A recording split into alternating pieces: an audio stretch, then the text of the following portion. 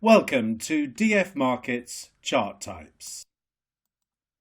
When trading Forex, it is important to remember that there are different ways to display your charts, and though the differences are subtle, they are important, so it's worth taking the time to understand these chart types.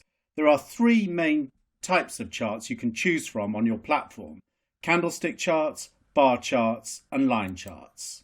Candlestick charts. The candlestick chart is the most common chart type. These red and blue candles represent the movement of price over a specific period of time. So if you're on a 4-hour chart, each candle represents a 4-hour period.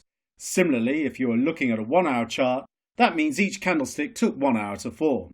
Because candles give us the most information about price and visually are the most effective way to display that information, the majority of traders use this chart type.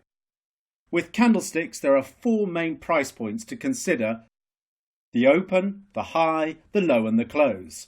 If price moved higher over the session, the candle is blue, and if it moved lower over the session, the candle is red. The shaded area is called the body, and the tail at either side, the wick. Bar charts. The bar chart is the second most common chart type, also known as the open, high, low, close. The bar chart shows the same price points that the candlestick shows. However, the body is not filled in as it is with the candles, so it is not as useful as the candlestick chart. Line charts. The final chart type on the platform is a line chart.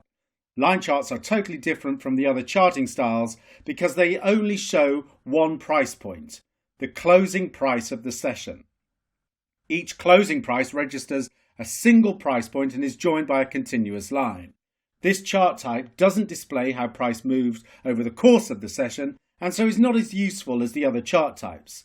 Typically, only very long-term traders use these chart types as they do not offer much tradable information, and so are not useful for shorter-term traders.